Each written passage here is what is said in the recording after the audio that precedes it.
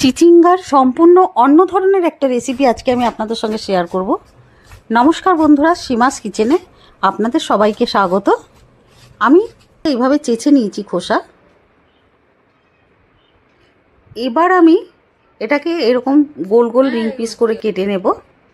এবার প্যানে দিয়ে দেবো 2 থেকে 3 টেবিল স্পুন সর্ষের তেল।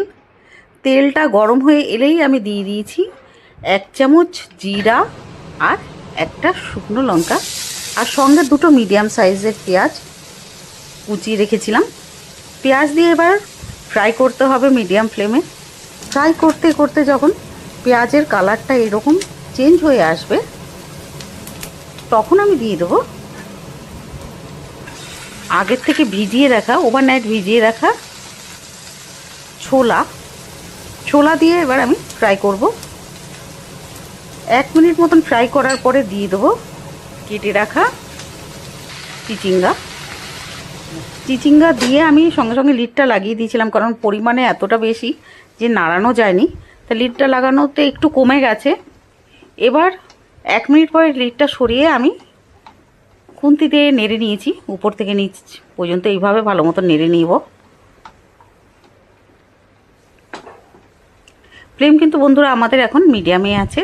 আমি দিয়ে দিয়েছি ছোটো চামচের 1 চামচ হলদি পাউডার, আর 1 চামচ আমি দিয়ে দিয়েছি রেড চিলি পাউডার, আর 4 থেকে 5টা কাঁচা লঙ্কা আর কুচিয়ে রেখেছিলাম, আর স্বাদ মতো নুন আমি ছোটো চামচে 2 চামচ দিয়েছি। নুনটা আপনাদের স্বাদ অনুযায়ী দেবেন। এবার একটু নাড়ানোর পরে আমি লিডটা লাগিয়ে দেবো মিডিয়াম ফ্লেমে 1 থেকে 2 মিনিটের জন্য। 2 মিনিট পরে লিডটা সরিয়ে আবার একটু নাড়িয়ে নেব। জল একদম দেবো না বন্ধুরা এই সবজিতে। এবার ভালো মতন নাড়িয়ে নেব। বন্ধুরা একবার অবশ্যই এভাবে বানিয়ে দেখবেন, খেতে দারুণ লাগবে। এবার ভালোভাবে নাড়ানোর পরে দেখুন এইভাবে গলে গেছে, নাড়াতে নাড়াতে বোঝাই যাচ্ছে যে এটা গলে গেছে। এবার আমি দিয়ে দেবো নারকোল পেস্ট দিয়ে দেবো। জল দিয়ে আমি নারকোলটাকে পেস্ট করে রেখেছিলাম, 2 চামচ নারকোলের পেস্ট দিয়ে দিয়েছি, ফ্রেশ নারকোল দিয়ে আবারও নাড়াবো। মিডিয়াম ফ্লেমে ফ্রাই করতে থাকবো এভাবে নাড়তে নাড়তে। 2 থেকে 3 মিনিট নাড়ানোর পরে আমি কাঁচা লঙ্কা চিড়ে দিয়েছি মাঝখান থেকে, আর ফ্রেশ ধনেপাতা দিয়ে ভালো মতন নাড়িয়ে নেব। আমি সঙ্গে পাউডার গুঁড়ো দিয়েছি 1/2 চামচ মতন। বন্ধুরা আপনারা পাউডার গুঁড়োর পরিবর্তে চিনিও দিতে পারেন, এটা অপশনাল, আবার না দিলেও কিন্তু টেস্ট হবে। এবার আমি ভালো মতন নাড়িয়ে নেব। 2 থেকে 3 মিনিট আমি এভাবে মিডিয়াম ফ্লেমে নাড়তে থাকবো।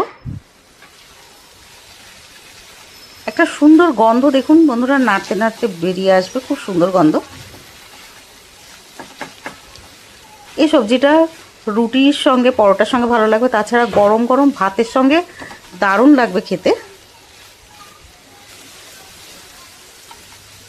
এবার আমি 2 থেকে 3 মিনিট নেড়ে নিয়েছি।